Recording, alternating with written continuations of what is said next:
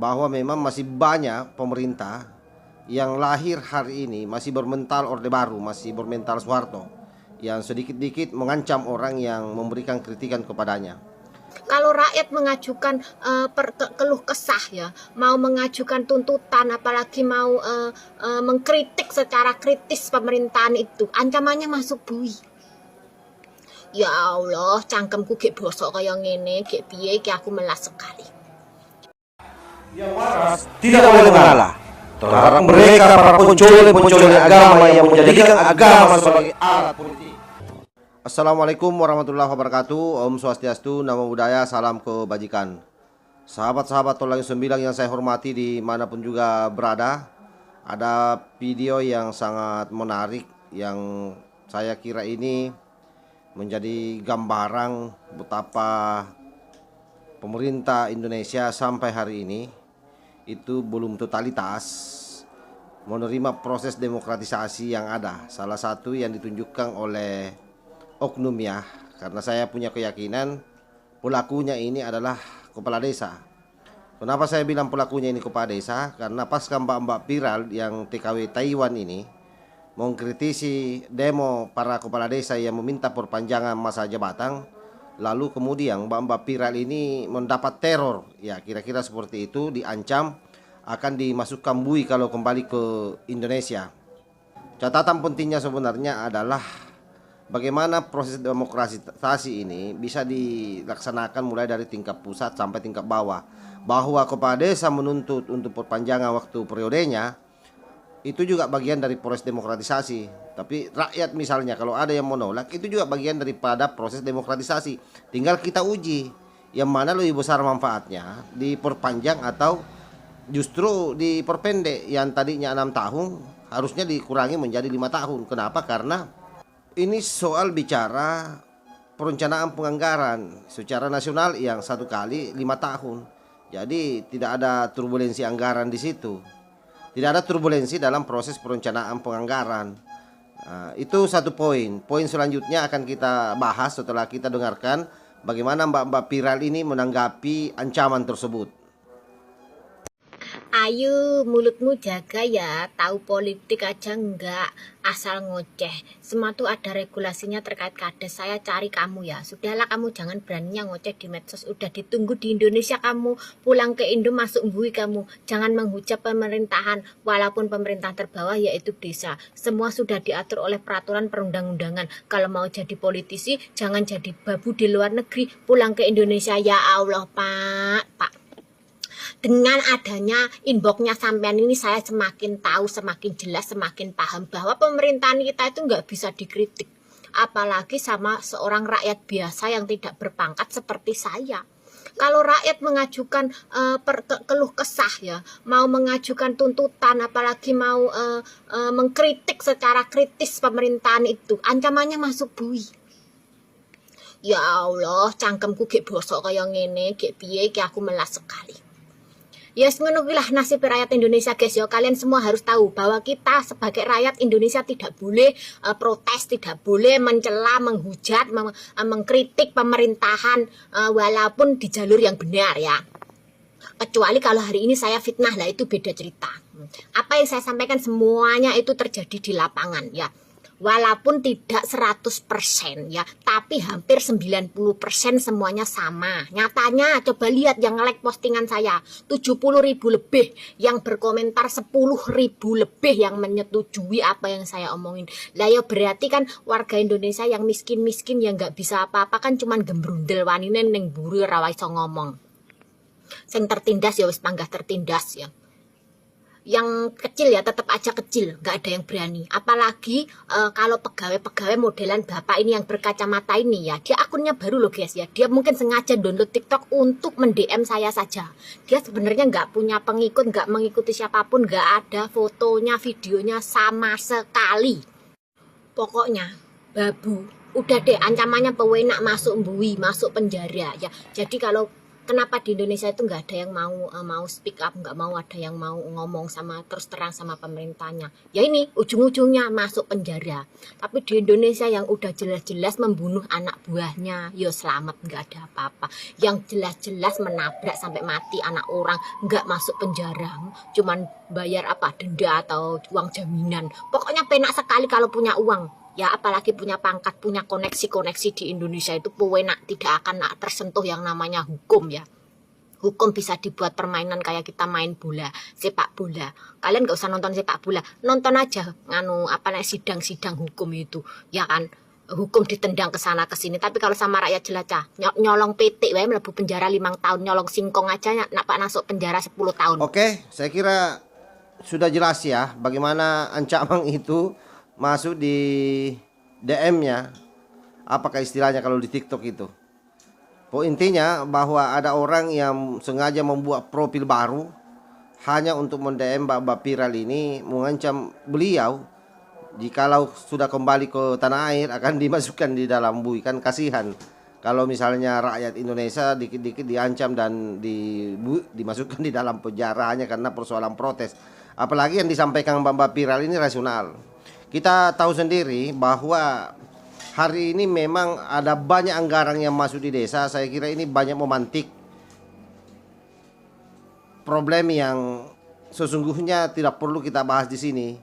Cuma kemudian saya tertarik karena diancam. Kemarin-kemarin saya sebenarnya tidak tertarik membahas soal ini. Kenapa? Karena ya lucu saja kalau misalnya ini saya bahas. Lucunya di mana? Saya ini pernah mendampingi pemerintah desa selama kurang lebih 17 tahun di 3 program yang berbeda. Dan saya tahu persis seperti apa perilaku-perilaku kepala desa di lapangan. Bahwa ada memang kepala desa yang baik, itu segelintir yang memang memiliki cita-cita besar untuk membangun desanya. Nah, yang jauh lebih penting sebenarnya yang saya mau sampaikan di sini adalah bahwa undang-undang desa itu ada hal yang jauh lebih penting dipikirkan oleh kepala desa. Bagaimana hak rekognisinya ataupun hak subsidiaritas itu yang mesti dimaknai dan dijalankan dengan baik di lapangan, sehingga kemudian proses perencanaan itu betul-betul berjalan apik dan mengakomodir apa yang menjadi kepentingan masyarakat desa. Salah satu contoh misalnya yang sampai hari ini gagal dilakukan oleh pemerintah desa adalah bagaimana mengembangkan badan usaha milik desa. Coba kita lihat ratingnya dan periksa di kabupaten sahabat-sahabat, di provinsi sahabat-sahabat. Berapa desa yang BUMDesnya mampu memang betul-betul menyuplai kesejahteraan bagi rakyat. Sampai hari ini BUMDes berdiri, ya notabene-nya adalah bentukan pemerintah desa melalui rapat musyawarah yang dilaksanakan di tingkat desa. Bahkan pengurusnya juga, direkturnya itu dipilih berdasarkan hasil musyawarah yang diharapkan mampu mengembangkan usaha-usaha lokal yang ada di tingkat rakyat, menjadi distribusi hasil-hasil sumber daya alam yang ada di dalam desa itu untuk keluar. Justru hari ini yang terjadi apa? BUMDes lahir hanya menjadi distributor barang-barang yang ada dari luar untuk masuk di desa. Saya kira ini tidak salah, tetapi sangat berbanding terbalik dengan apa yang menjadi cita-cita besar undang-undang desa. Itu yang saya maksudkan. Nah, BUMDes ini hari ini kalau kita mau lihat ratingnya, mungkin dalam satu kabupaten itu paling ada 1, 2, 3 BUMDes yang betul-betul bisa manfaat kepada rakyat.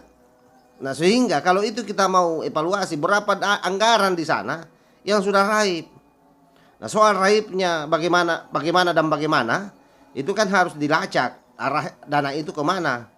Kenapa kemudian bisa tidak ada gotarannya sampai hari ini itu BUMDes. Nah, itu triliunan itu kalau kita mau kalkulasi jumlahnya dalam setiap provinsi yang digelontorkan untuk BUMDes. Karena setiap tahun penganggaran pasti ada dianggarkan ke sana. Itu satu poin. Belum misalnya kalau bicara pembangunan fisik. Pembangunan fisik hari ini yang ada, kadang-kadang rabat beton yang dibangun hanya 3 bulan sudah hancur. Dan itu saya punya banyak fakta soal itu.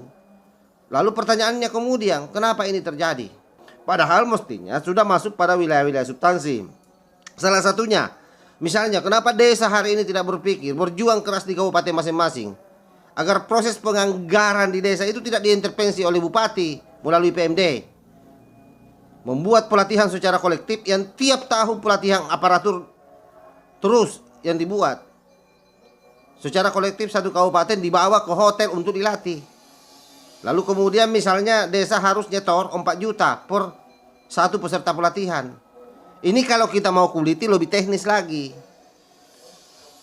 Nah, atau misalnya ada program-program di kabupaten yang disusupkan masuk lewat desa, kolektif, satu kabupaten dengan menggunakan anggaran dana desa. Itu kan sebenarnya pelanggaran. Kecuali itu emergensi. Itu tidak ada masalah karena itu bisa membuat perubahan, bisa merubah perubahan, bisa merubah perencanaan kalau misalnya sifatnya emergensi, baik itu yang dilakukan oleh pemerintah pusat maupun yang dilakukan oleh pemerintah kabupaten kota. Itu pun sifatnya subsidiaritas, artinya bahwa pemerintah kabupaten punya program yang dikerjasamakan dengan desa, desa membuat tim khusus atau namanya TPK, pengelolanya, anggarannya tetap dari pemerintah di atasnya, apakah dari kabupaten, apakah dari provinsi atau dari pusat. Nah, ini hari ini yang terjadi adalah mereka semua lomba-lomba menggurayangi dana desa, dan saya yakin di situ ada unsur saling memanfaatkan pihak kepala desa dengan pihak kabupaten. Karena ada beberapa terjadi dan hanya segelintir kepala desa yang melawan, dan hanya beberapa kepala desa yang menolak. Itu yang kepala desa yang paham dan kepala desa yang berani. Karena paham juga tapi tidak berani ke pemerintah kabupaten, itu juga tidak memberikan efek. Oleh karena itu, proses perpanjangan jabatan yang diminta kepala desa, saya kira ini terlalu naif. Justru kalau saran saya ya dikurangi dari yang 6 tahun dijadikan 5 tahun saja, dan pastikan maksimal 2 periode. Kenapa? Supaya kita bisa melahirkan pemimpin-pemimpin yang kira-kira jauh lebih berkualitas dengan belajar dari proses kepemimpinan sebelumnya. Jadi jangan kita ini melanggengkan kekuasaan yang notabene-nya misalnya itu tidak berdampak baik untuk rakyat. Saya kira itu yang saya sampaikan, tidak perlu saya berlama-lama karena kalau soal dana desa atau pemerintahan desa mau dibahas, saya ini kurang lebih 17 tahun. Saya paham sekali. Sampai 1 bulan pun dibahas tidak akan ada selesainya kalau soal itu. Dan saya bisa detailkan. Oke, saya kira begitu ya. Wallahul muwaffiq ila aqwamit thariq. Wassalamualaikum warahmatullahi wabarakatuh.